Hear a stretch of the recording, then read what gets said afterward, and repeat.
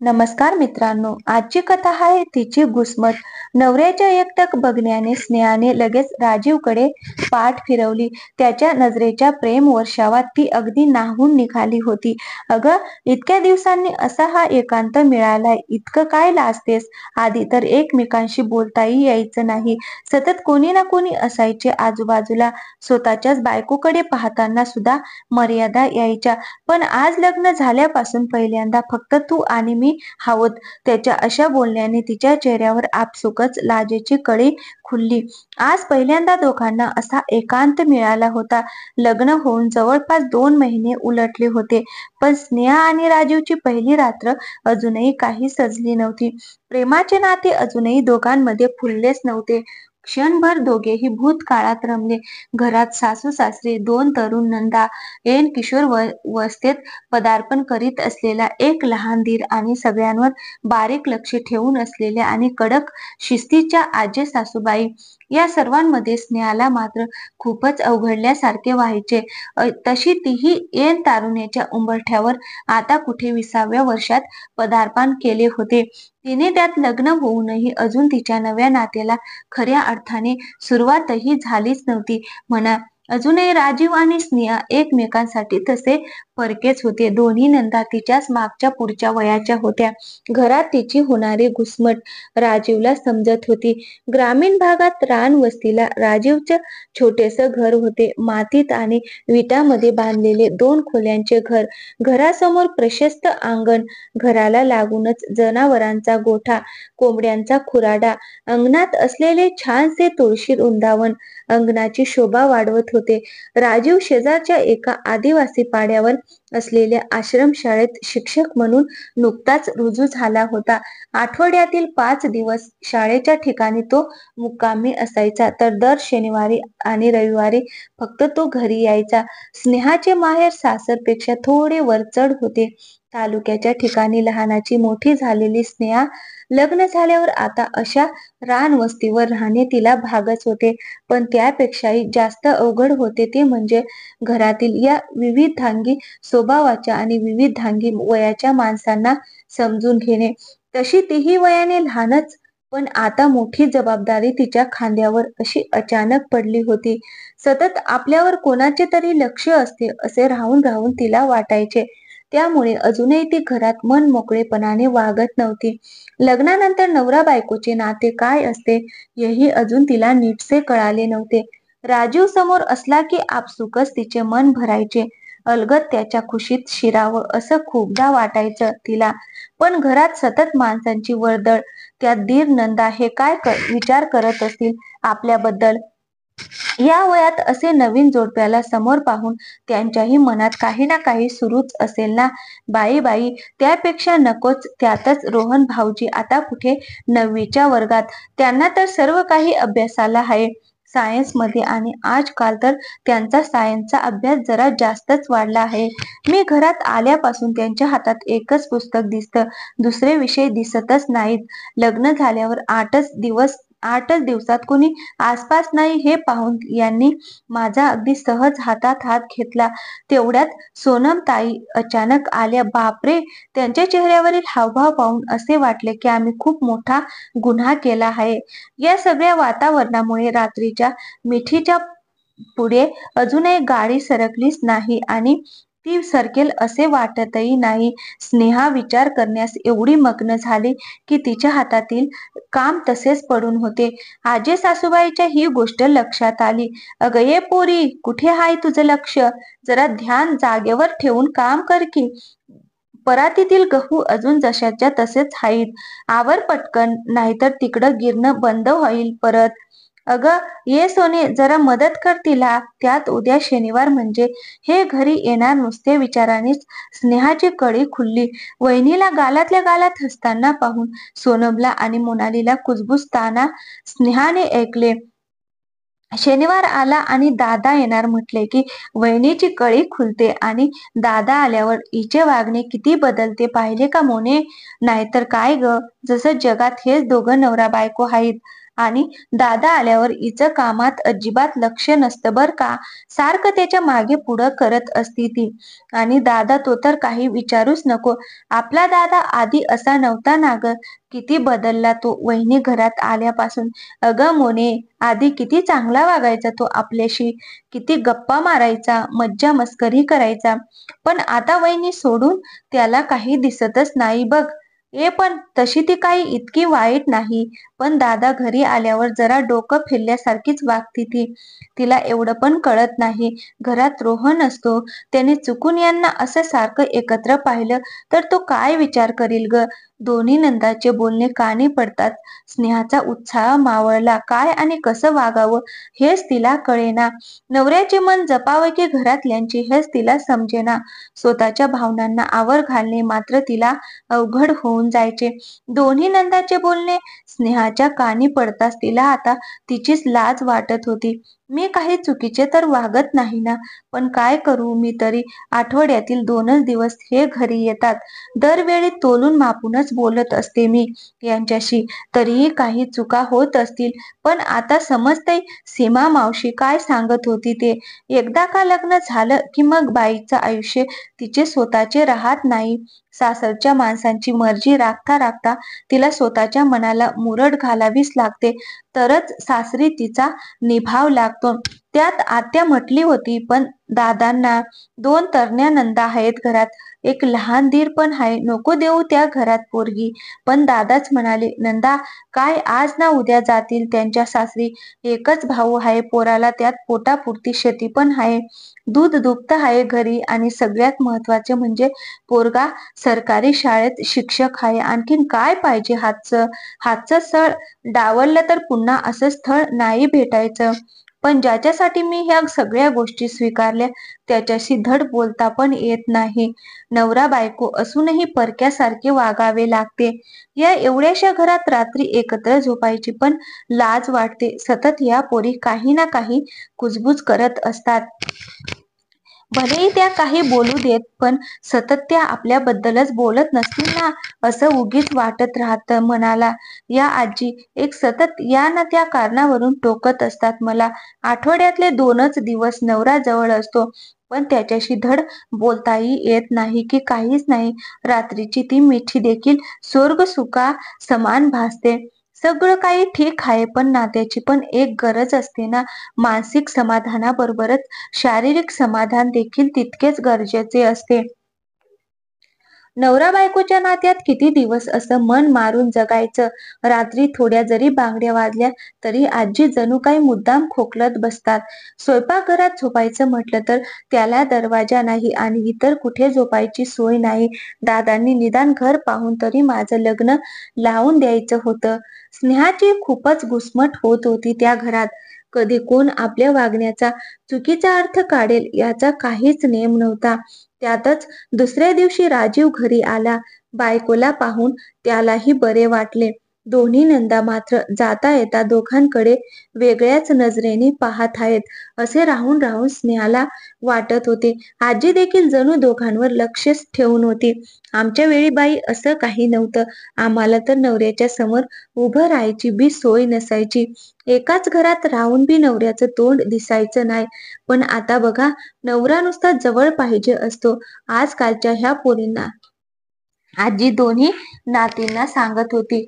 या सगळ्या गोष्टी पाहून राजीवच्या आईला मात्र तिचा भूतकाळ आठवत होता. या म्हातारीने मला बी असंच वागवलं आणि आता माझ्या सुनेला पण सारखी बोलत राहणार ही. स्नेहा मात्र आज राजीव पासून थोडे अंतर ठेवूनच वागत होती. तो थोडा जरी जवळ गेला तिच्या तरी ती बाजूला निघून जायची. आई अगं स्नेहाला काय झालंय ग. कोणी काही बोलले का तिला की दुखते काही तिचं. आता मी काय सारखी घरात बसून असते का रे बाबा. ही म्हातारीच काहीतरी बोलली असल या सोनीला आणि मोनीला. पण काही बाई सांगून तिच्या बाजूने करून घेतले म्हातारीनं. पोरींना पण स्वतःची अक्कल नाही. जात्यात फक्त कॉलेजला. काय करतात त्यांचं त्यांनाच माहिती. तरी तुझ्या बापाला म्हणत होते मी आधी यांची लग्न उरकून टाकू मग बघू राजूच्या लग्नाचं. पण नाही, माझ्या पोरी शिकतात तर शिकू दे त्यांना असं म्हणून तुझ्या लग्नाचा घाट घातला आधी. तरी सून चांगली मिळाली म्हणून बरं, नाहीतर आपलं काही खरं नव्हतं बघ. तिला झेपलं तेवढं सगळं काम करती बघ. ती साऱ्यांशी हसून खेळून राहते. आई अगं, बायकोची बाजू नाही घेत मी, पण तिने अजूनपर्यंत मला यातील एकही गोष्ट सांगितली नाही बघ. एक सांगू राजू, तू तिकडे एखादी खोली बघ, जा तिला तुझ्या सोबत घेऊन. इथं असं घुसमटत जगण्यापरी तिला बी ना तिकडं या पोरींना बी कळू दे जरा. ती आल्यापासून त्या जरा मोकळ्याच झाल्यात. काम नको करायला म्हणत्यात. फक्त आजी सांगल तेवढंच ऐकायला येतंय त्यांना. तू माझं ऐक आणि पुढच्याच आठवड्यात जा तिला तिकडे घेऊन. मी सांगेल तुझ्या बापाला काय सांगायचं ते. आई आपल्याला आणि आपल्या बायकोला एवढे समजून घेईल असे स्वप्नातही वाटले नव्हते राजीवला. 2 दिवसांनी सुट्टी संपवून राजीव पुन्हा शाळेवर रुजू झाला. आईने सांगितल्याप्रमाणे 4-5 दिवसात त्याने भाड्याने एक छोटीशी खोली पाहिली. शाळेच्या बाजूला. पुढच्या आठवड्यात राजीव स्नेहाला त्याच्यासोबत घेऊन जाणार आहे हे अद्यापही घरात कोणालाच माहिती नव्हते. पुढच्या शनिवारी तो सुट्टीसाठी जेव्हा घरी आला तेव्हा त्याने ही बातमी घरात सर्वांना सांगितली. दादा, मी तिकडे भाड्याने एक खोली पाहिली आहे. स्नेहाला घेऊन जायचं म्हणतो तिकडे. तुमची काही हरकत नसेल तर जाऊ का उद्या तिला घेऊन मी? बरं बरं, तुझ्या बी जेवणाची सोय होईल. त्याने जा घेऊन तिला. दादा म्हणाले, बरं बरं, काय तिला एकटीला सुधारणार आहे का तिथं नवख्या ठिकाणी? आजी न राहून बोललीच. अहो आत्या, स्नेहा काही लहान आहे वय आता. चांगली 14वी पोतर शाळा झाली हाय तिची. तिला काय सुधारणार नाही मग. तू गप ग कुंदे, तुला काय कळतंय त्यातलं. त्यापेक्षा पोरी तू सोनीला आणि मोनीला बी ते संग, तेवढाच तुला त्यांचा आधार. तिथून जातील दोघं बी कॉलेजला आणि तिथून जवळ पण हाय त्यांचं कॉलेज. आजीचे बोलणे कानावर पडताच स्नेहाने राजीवकडे पाहिले. आईलाही त्यांच्या मनाची घालमेल समजली. नाही नाही, या दोघींना तिकडे पाठवलं तर इथं काम कोणी पाहायची? त्यात आता मला नाही होत घरातलं आणि बाहेरचं. आणि तसंही त्या दोघांमध्ये ह्या दोघींची लुडबुड कशाला पाहिजे? बरं दिसतं का ते? पोरी आता मोठ्या झाल्यात. म्या नाही त्यांना घरापासून असं लांब पाठवायची. ठेव मग तुझ्या पदराला बांधून दोघींना बी. उद्या लग्न करून सासरी तर पाठव दोघींना, नाहीतर आयुष्यभर सांभाळाव्या लागतील अशाच. आजीची विनाकारणीची बडबड मात्र आता सुरू झाली होती. स्नेहाला तर मनातून खूपच आनंद झाला होता. कारण आता यापुढे तिच्या संसारात इतर कोणाचीही लुडबुड असणार नव्हती. नुसत्या विचारानेच तिची कळी खुलली. इकडे सोनी आणि मोनीला मात्र वहिनी जाणार या विचारानेच पोटात गोळा आला होता. कारण आता घरातील कामाची सर्व जबाबदारी त्या दोघींवर पडणार होती. बरं का मग सोनी, मोने, असं नवऱ्याचं सुख भेटायला बी नशीब लागतं बघा. तुम्ही बी असाच घरापासून लांब आणि एकटा राहणारा नवरा शोधा बर का. आमचं नव्हतं बाई एवढं मोठं नशीब. आमचा तर खटल्यात धुनी भांडी करूनच जीव जायचा. त्यातून वर नवऱ्याची मायेची फुंकर तर लांबच राहिली. 4-2 जास्तीच्या लाथा मिळायच्या त्या येगळ्याच. एकाच घरात आम्ही 4-4 जावा एकत्र नांदत होतो. तरी बी 5-5 पोरं झाली आम्हाला. पण हल्लीच्या जोडप्याला सेपरेट रूम काय नि काय तो थाट, काही विचारूच नका बघा. राजीवच्या आजीला तो बायकोला त्याच्यासोबत नेणार ही गोष्ट फारशी रुचलेली दिसत नव्हती. अहो आत्याबाई, आता कवर ही अशी तुमची गऱ्हाणी सांगत बसणार हाई तुम्ही? तवाचा आणि आताचा काळ लय बदलला. नका त्याच त्याच गोष्टी आता उकळीत बसू. त्यांचं त्यांचं दिवस हाईत, जगू द्या की त्याला त्यांच्या पद्धतीने. मग मी काय धरून ठेवलं होय त्याला? तू सासू असून तुला समद पटतंय तर मग म्या मध्ये बोलणारी हाईच कोण ग? बघा पोरींनो, तुमच्या आईला लेकी सोडून सुनाचीच जास्त पडली हाय. तुम्हाला बी अशी सासू मिळू दे म्हणून देवापुढे हात जोडा. जरा त्याला बी नशीब लागतं बायानो, होय ना? माझं देवापुढे हात जोडायचं राहून गेलं वाटतं. राजीवच्या आईने म्हातारीला बरोबर टोमणा मारला. आता म्हातारी तरी काय बोलणार ना यावर. तिनेही मग ऐकून न ऐकल्यासारखेच केले. दुसऱ्या दिवशी राजीव मग थोडेफार सामान घेऊन त्याच्या शाळेच्या ठिकाणी हजर झाला. स्नेहा आणि राजीव दोघेही आज भलतेच खुश होते. दोघांनी मिळून त्यांचा छोटासा संसार थाटला. घर लहानच होतं पण दोघांसाठी आज ते राजमहालापेक्षा काही कमी नव्हतं. स्नेहाला तर आज खूपच मोकळं मोकळं वाटत होतं. तसा घरात काही सासूरवास नव्हता. तिला पण उगीचच तिला मोठे बंधन वाटायचे. आजी सासूबाई आणि 2 नंदाचं, त्यामुळे मनातून आतल्या आत तिची घुसमट व्हायची. राजीवच्या आईला मात्र सुनेच्या मनाची होणारी घालमेल समजली. तिची होणारी घुसमट सासू असूनही तिने जाणली होती. त्यामुळेच तिने राजीवला त्याच्या बायकोला सोबत न्यायला सांगितले. कोण म्हणतं सासूला माया नसते. सगळीकडे काही खाष्ट सासवा असतात असे नाही. कुंदाताईसारखी एखादी तरी अपवाद असतेच. याला घरातील मोठ्यांचा आशीर्वाद घेऊन स्नेहा आणि राजीव दोघेही निघाले होते संसाराचा नवा अध्याय लिहायला. दोघांनी मिळून छान घर लावले. स्नेहाला तर तिच्या या छोट्याशा संसाराची भलतीच गंमत वाटत होती. आज तर तिला स्वर्ग सुखाची अनुभूती मिळत होती. जणू अखेर राजा राणीचा सुखाचा संसार सुरू झाला. लग्न झाल्यापासून आज पहिल्यांदा नात्यात इतका मोकळेपणा जाणवत होता. दोघांनाही हक्काने दोघेही एकमेकांशी बोलू शकत होते. आज कोणीही नजर ठेवायला नव्हते त्यांच्यावर. रात्री राजीवने स्नेहाला स्वयंपाकात मदत केली. त्यालाही खूपच छान वाटत होते. बायकोच्या मध्ये मध्ये लुडबुड करताना नव्या प्रेमाची नवलाई आज खऱ्या अर्थाने बहरली होती. रात्री दोघांनीही सोबत जेवण केलं. खूप साऱ्या गप्पा झाल्या. इतक्या दिवसांचा नात्यातील तो बुजगरणेपणा आज मात्र संपला होता. एकमेकांची लागलेली ओढ क्षणाक्षणाला आणखीनच वाढत होती. आवरून सावरून दोघेही झोपण्याची तयारी करू लागले. राजीवने घरून आणलेल्या चटईवर 2 गोधड्या अंथरल्या. दोघांच्याही हृदयाची धडधड क्षणाक्षणाला वाढत होती. शब्दही जणू आता दडी मारून बसले होते. रात्रीच्या एकांताला आता फक्त अबोल अशा भावनांची साथ होती. जेवढे काही अंतर आता उरले होते दोघांमध्ये, त्याला खोलीतील प्रकाशाचे बंधन होते. लाजेची लाली दोघांच्याही चेहऱ्यावर स्पष्ट दिसत होती. राजीवने खोलीतील दिवा विझवला. मर्यादेची सारी बंधने मग क्षणात गळून पडली. एकमेकांच्या मिठीत ते 2 जीव अलगद विसावले. 2 शरीरे आज खऱ्या अर्थाने एकरूप झाली होती. लग्नानंतर 2 महिन्यांनी स्नेहा आणि राजीवच्या खऱ्या अर्थाने पहिली रात्र सजली. रात्रीच्या नीरव शांततेत दोघांचीही हृदयाची धडधड स्पष्ट ऐकू येत होती. प्रेमाची नवलाई अधिकच बहरली. मुक्या भावनांनाही मग अर्थ प्राप्त झाला. नवरा बायकोच्या नात्याचा पाया त्याने घट्ट होण्यास मदतच होणार होती. आज पहिल्यांदा स्नेहाला मोकळा श्वास घेतल्याचे समाधान मिळाले होते. आपल्याच माणसात तिची होणारी घुसमट आता खरी थांबली होती. सर्वांना समजून घेता घेता तिला मात्र मन मारून राहावे लागत होते. सासूने जर तिच्या मनाची घालमेल समजून घेतली नसते तर स्नेहा आणि राजीव मधील नवरा बायकोचे नाते माहीत नाही कधी फुलले असते की कधी फुललेच नसते. घरात अशी एक तरी व्यक्ती असायला हवी की जिला न बोलताही आपल्या मनातील भावना समजू शकतील. स्नेहाची सासू आज तिच्या मागे खंबीरपणे उभी राहिली. म्हणूनच त्यांच्या आयुष्यात हा प्रेमाचा दिवस अखेर उजाडला होता. खरंच आजही समाज अनेक जुन्या बुरसटलेल्या विचारात अडकून पडला आहे.